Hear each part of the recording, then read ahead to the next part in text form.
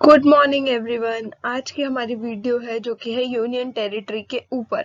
हम इसको proper bookish language में समझेंगे। सॉरी, आज मैं थोड़ी आप लोग को वीक लग रही होंगी क्योंकि मैं उतना ज़्यादा एक्साइटमेंट से नहीं बोल पा रही, but kindly please bear with me. So yeah we just get started.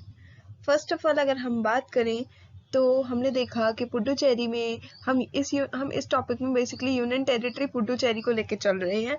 जैसे कि पुडुचेरी में हमने देखा कि एमएलए जो थे रूलिंग पार्टी यानी कांग्रेस के, उन लोगों ने रेजिग्नेशन दे दिया और आजकल ये रेजिग्नेशन कुछ ज़्यादा ही ट्रेंड में देखा जा रहा है कि जो सेंटर से जो अपोजिशन में जो रूलिंग पार्टी होती है, फॉर एग्जांपल सेंटर में बीजेपी है और किसी स्टेट में रूलिंग पार्टी जो है वो कांग्रेस की है या आप की है, तो देखा जा रहा है कि वहाँ के एमएलए काफी जल्दी रेजिग्नेशन दे देते हैं।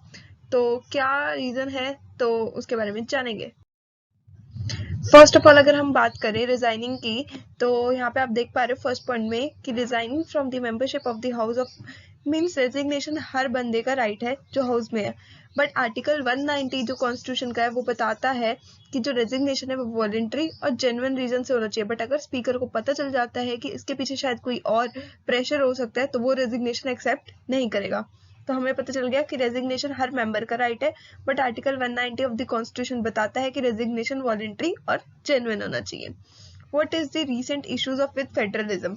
अब अगर हम जाने तो हमने देखा कि काफी ज्यादा जो है रूलिंग पार्टीज जो होती है अपोजिशन वाली, जो सेंटर में नहीं होती, उसके अपोजिट वाली जो रूलिंग पार्टीज होती है, उनके जो एमएलएज हैं वो काफी ज्यादा जल्दी रेजिग्नेशन दे रहे हैं एज वी डिस्कस्ड अर्लियर।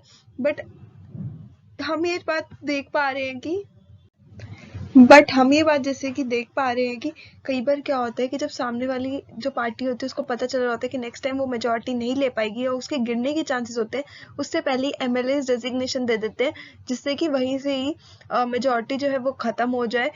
मतलब अब देखो 10 बंदे हैं, ठीक है, हमें पता है 2 चले जाएंगे 8, अगर अगर 3 बंदे चले गए तो मेजोरिटी खत्म हो जाएगी। ये सब मैं एक बेसिक एग्जांपल दे रही हूँ, उसको सीरियसली मत लेना, सिर्फ अंडरस्टैंडिंग के लिए। जैसे 3 बंदे चल जाएंगे तो मेजोरिटी खत्म हो जाएगी। अब आपको पता है कि आने वाले टाइम में कुछ लोग रेजिग्नेशन देने वाले, जिससे कि हमारी सरकार गिरने वाली है।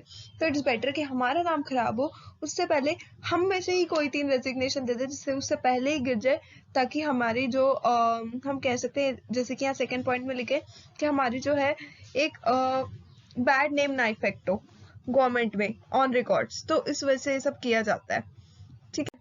नेक्स्ट अगर हम बात करें, कुछ स्ट्रक्चर होता है यूनियन टेरिटरीज का जिसमें हमारे अथॉरिटीज से लेके हर चीज के बारे में आज हम बात करेंगे। अगर हम कॉम्पोजिशन की बात करें तो आर्टिकल 239A जो है, जो कि लाया गया था 1962 में पार्लियामेंट में, जिसके अंदर की legislature of union territories create करने का बोला गया था। ये क्यों बोला गया था? ताकि यूनियन टेरिटरीज में जो लोग रह रहे हैं उनको ऐसा ना लगे कि यहाँ पे डेमोक्रेसी प्रिवेल नहीं हो रही, यहाँ पे उन लोगों को कोई रिप्रेजेंट करने वाला नहीं है। तो इसलिए according to the article 239A which brought in 1962 was deal with the to bring the democratic aspirants of the people in the union territory through providing legislature and council of members। लेकिन अगर हम एक बात करें तो कहीं ना कहीं उसके अलावा भी कुछ ऐसे पॉइंट्स होते हैं कि नॉमिनेशन के ऊपर जो कि आगे जाके जिनको कोर्ट में कॉन्फ्लिक्ट किया गया था। जैसे कि हमारे पुडुचेरी में बोला गया कि 33 मेंबर्स का जो होगा वो हाउस होगा, 33 मेंबर्स होंगे उस लेजिस्लेचर असेंबली में। बट उसके अकॉर्डिंग जो 3 मेंबर्स होंगे वो सेंटर अपॉइंट करेगी और बाकी 30 जो होंगे वो डायरेक्टली हम कह सकते हैं कि जनता द्वारा अपॉइंट किए जाएंगे। बट इस चीज को पुडुचेरी ने कोर्ट में कॉन्फ्लिक्ट किया कि वो 3 भी आप हमसे पूछ के अपॉइंट करो। बट इस कोर्ट केस का नाम है के Lakshmi Narayan versus union state of India, that is in 2019। उसमें कोर्ट ने बोला कि नहीं, ऐसा नहीं होगा, सेंटर कभी भी स्टेट गवर्नमेंट से कंसल्ट नहीं करेगी अपॉइंटमेंट पे। तो यानी हम यहाँ पे देख सकते हैं कि यहाँ पे सेंटर गवर्नमेंट थोड़ी सी सुपीरियर है as compare to state government when it comes to legislature assembly. Now third point यहाँ पे अगर हम बात करें एडमिनिस्ट्रेटर्स पावर की, सॉरी मैं थोड़ा फंबल कर रही हूँ, तो यहाँ पे हम section 44 of the government of union territories act और article 239AA subsection 4 of the constitution में हम देखते हैं कि अगर एडमिनिस्ट्रेटर जो है, अगर वो किसी भी डिसीजन से खुश नहीं है काउंसिल के, तो वो डायरेक्ट प्रेसिडेंट के पास जा सकता है। अब इसमें क्या होता है, एडमिनिस्ट्रेशन किसी दूसरी पार्टी का हो या उनसे ताल्लुक ना रखता हो या करप्ट हो, और उस चक्कर में क्या होता है कभी कभी जो फ्लो है लेजिस्लेचर का वो इफेक्ट होता है। कैसे कि अगर हर छोटी छोटी डिसीजन पे एडमिनिस्ट्रेटर हम कह सकते हैं कॉन्फ्लिक्ट करने लग जाएगा और प्रेसिडेंट के पास जाएगा तो टाइम खराब होगा असेंबली का। तो कहीं ना कहीं इस चीज पर भी बात आई। But NCT of Delhi versus union of India में भी ये बात बोली गई कि ऐसे जो लॉज है या ऐसा जो कुछ आर्टिकल्स है जो एक स्लो या एक जिनका मिसयूज करके कुछ ना कुछ गलत इम्पैक्ट डालने की कोशिश की जा रही है, इट्स बेटर कि हम उनको एलिमिनेट कर दें। तो यहाँ पे उसी के बारे में बात हो रही है।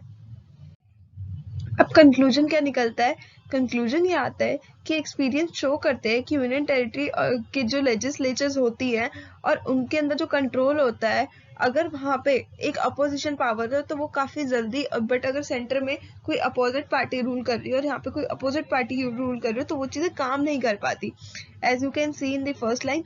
बट सॉल्यूशन ये है कि हम ऐसे ऐसे कॉन्स्टिट्यूशन प्रोविजंस को हटा दे यूनियन टेरिटरी के स्ट्रक्चर से जो कि उसको वीक कर रहे हो, इन शॉर्ट, जैसे कि अभी हमने प्रीवियसली देखा। तो hope you guys liked it. पसंद आए तो like share comment and subscribe. मेरे से भी अगर कोई इन्फॉर्मेशन मिस हो जाती है तो प्लीज मुझे कमेंट सेक्शन में जरूर करेक्ट किया करिए, मेरे को बहुत अच्छा लगेगा। मैं आपसे मिलूंगी नेक्स्ट वीडियो में, तब तक के लिए बाय बाय।